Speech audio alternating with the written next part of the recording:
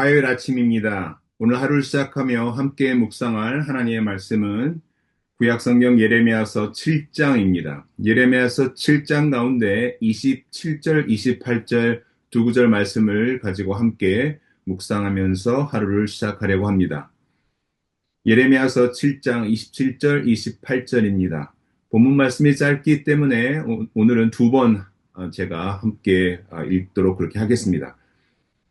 예레미야서 7장 27절, 28절 말씀입니다. 그래서 내가 그들에게 이 모든 말을 전하더라도 그들은 여전히 듣지 않을 것이다. 또 내가 그들에게 외치더라도 그들이 너희에게 아무런 반응도 보이지 않을 것이다.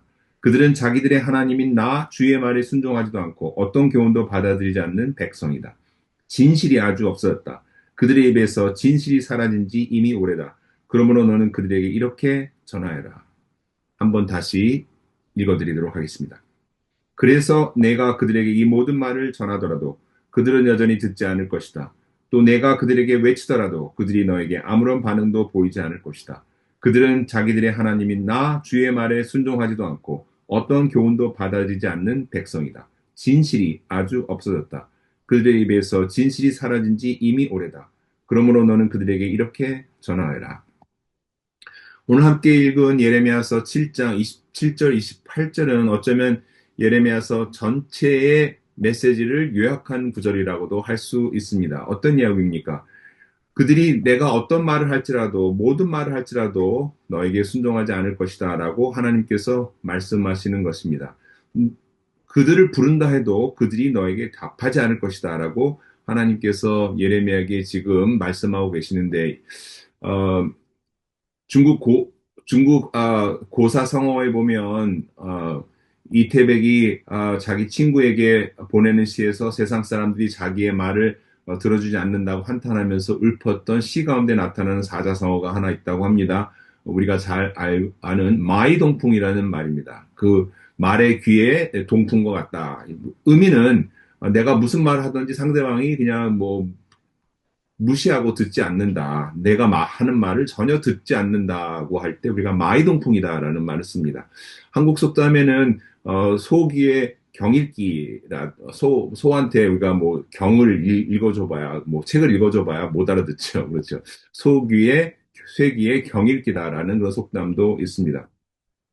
좀 쉬운 말로 하면 뭐 내가 무슨 말 하던 뭐 개소리로 듣는다, 개소리 멍멍 뭐 이렇게 얘기하는 거죠. 요즘 말로 하면 하나님께서 어떤 말씀을 예레미야를 통해서 전해 주더라도 이 백성들이 마이동풍 말이 무슨 뭐 바람 소리 듣는 것처럼 아니면 소귀에 경이 있는 것처럼 뭐 소한테 무슨 뭐 성경 읽어주는 것처럼 막 강아지한테 뭐 얘기하는 것처럼 그렇게 듣는다 하는 이야기입니다.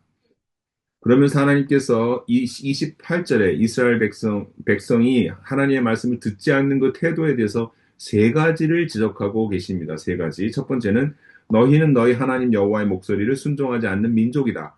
첫 번째는 하나님의 목소리에 순종하지 않는다. 두 번째는 너희는 하나님의 교훈을 받지 않는 민족이다. 두 번째는 하나님의 말씀을 듣지 않을 뿐만 아니라 순종하지 않는다. 세 번째는 그 결과 너희 안에는 진실이 사라졌고 너희 입에서 나오는 모든 말은 거짓뿐이다. 이렇게 말씀하고 있는 것입니다. 그러면서 하나님이 이스라엘 백성에게 예레미야서 전체를 통해서 회개하고 하나님께로 돌아오라 라고 말씀하시면서 회개하고 하나님께로 돌아오기 위해서 하나님께서 꾸중하시기도 하시고 징계하시기도 하시고 심판을 하시기도 한다 하는 메시지를 담고 있습니다. 사랑하는 성도 여러분, 우리는 어떻게 살아야 할까요? 예수님 이렇게 하나님의 말씀을 듣지도 않고 순종하지도 않고 거짓된 삶을 살고 있는 이스라엘 백성, 또 우리 가운데 찾아오셔서 하나님의 말씀을 듣고 사는 하나님의 백성이 하나님의 자녀가 어떻게 살아야 되는가를 우리에게 보여주신 마지막 선지자이십니다.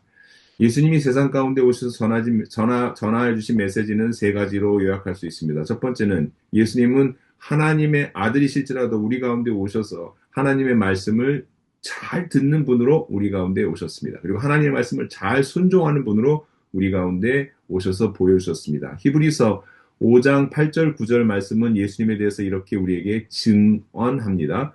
아들이실지라도 고난으로 순종함을 배워서 온전하게 되셨은즉 자기에게 순종하는 모든 자에게 영원한 구원의 근원이 되셨다라고 증거하고 있습니다. 즉 예수님은 하나님의 말씀을 듣고도 들은 척 만척 마이동풍 소귀에 겪는 것처럼 하는 그런 사람들처럼 살지 않고 하나님의 말씀을 잘 들으시고 또 하나님의 말씀을 자기의 목숨을 다할 때까지 순종하는 삶을 사셨다. 하나님의 말씀을 잘 듣고 순종하는 삶을 사셨다는 것을 우리에게 자신의 삶을 통해서 보여주셨습니다.